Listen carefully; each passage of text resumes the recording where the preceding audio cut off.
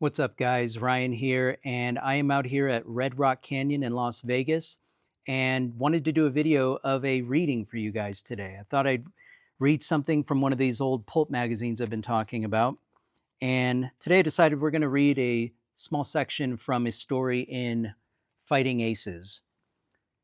This is an old aerial combat aviation magazine, and this is an issue from January 1941. And we're just going to get in it, guys. It's a little bit windy out here today. I'm hoping that the sound is going to be okay. We're just going to do our best. As soon as I find the story. And we are just going to see what they were reading back in 1941. Almost there. Here we go. So, reading of a section from Spitfire Reckoning by Kenneth L. Sinclair. Little disclaimer, guys, there's a lot of period language here, a lot of aviation and combat language. This is actually written before the Americans joined the Allied effort in World War II. So this is a British Royal Air Force story. A lot of jargon. Just roll with it, guys. We're just going to get in it for better or for worse and see how it goes. So I'll read the opening little blurb here. Horror strikes from the moonlight of a crimson British sky, and three who had ridden the winds around half the world meet for a final reckoning. A grim trio, 2 men and death. And the story starts here. The Spitfires were having a little party, a neat minuet in the moonlight, with 3 Heinkels for dancing partners. There was one other guest, the honor guest. He couldn't be seen, but he was there. He reached into Spitfire pits and reduced men to gory, lifeless blobs of flesh, yet he left no bullet holes. He had accounted for 10 of the 81st Squadron's best in the past fortnight. The honor guest was Mystery Death. And nobody knew that any better than Captain Fred Endicott, taking a last savage bite at his oxy-tube and tilting down for a go at the Reaper's scythe. He'd seen his men die one by one.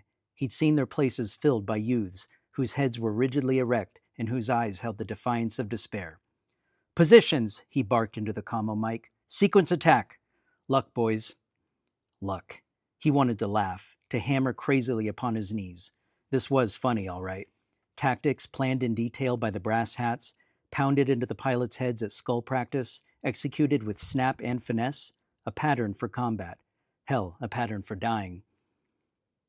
3 Nazi ships that had never been known to fire a shot mowed a path through the Spitfire sent up against them. And it appeared that Jerry had found an answer to the deadly little ships that had made things so warm for his armadas. But a man had his duty to do. If the Jerrys mowed down the interceptors, his heavy bombers could get at the industrial areas of the Midlands whenever they damn well pleased. A man had to try at least to stop them, even when it involved watching some more downy-faced, uncomprehending kids try to meet death gallantly. Endicott permitted himself a split second of wondering whether he had an oxygen jag. That last gulp of gas had given him a tingling feeling of lightheadedness, but a man sorely needed it to jar him alert at altitudes where these mystery ships flew. Old Man Death is quick on his feet in today's air combat. The flight leader picked his Heinkel, slashed down upon it with guns hammering. The Spitfires shook to their vicious rhythm. His tracers spun out their pattern, poked gaunt, searching fingers into the Heinkel.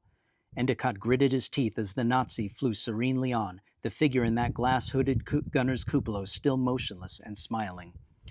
Nearer, nearer. The distance between the 2 ships was sucked into the vortex of the Spitfire's prop to the tune of the Merlin's crazed scream. Endicott could see the Nazi pilot looking up at him.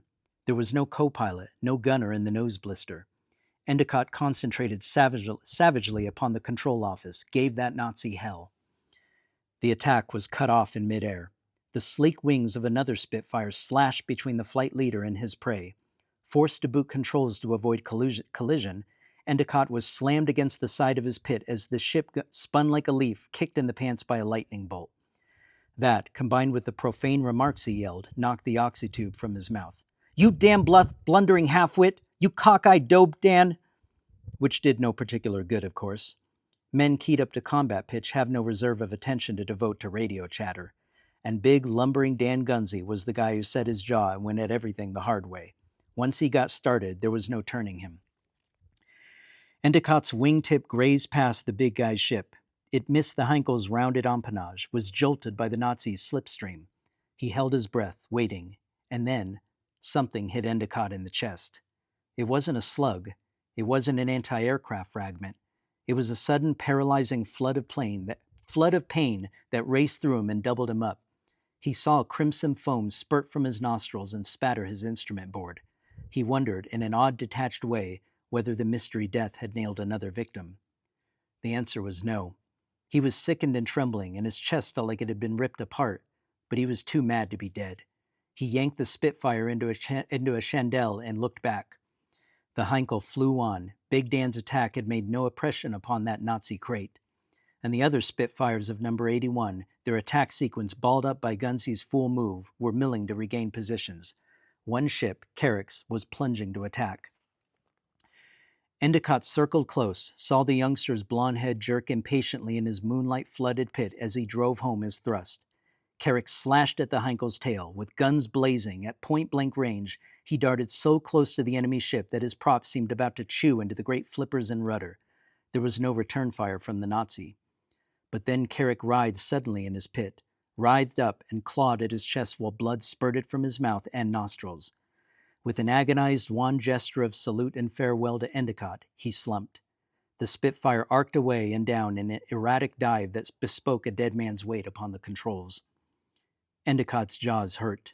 He wanted to ram the Nazi. He would cheerfully have sacrificed his life if so by doing he could unravel the mystery death that had chucked off another of 81's boys.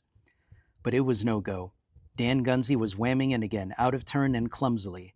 He was skidding at the Heinkel from the side, pouring lead into the Nazi's port motor. Flame ribboned suddenly from that motor. The Heinkel tilted with a jerk. The pilot's white face showed behind the glass. The Nazi jerked things, then flipped open his escape hatch and bailed out.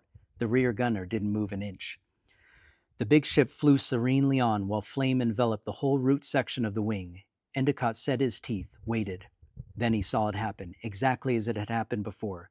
A giant force let go inside the Heinkel. There was an upheaval of blinding flame, of terrific heat that melted the bomber as if it were made of wax.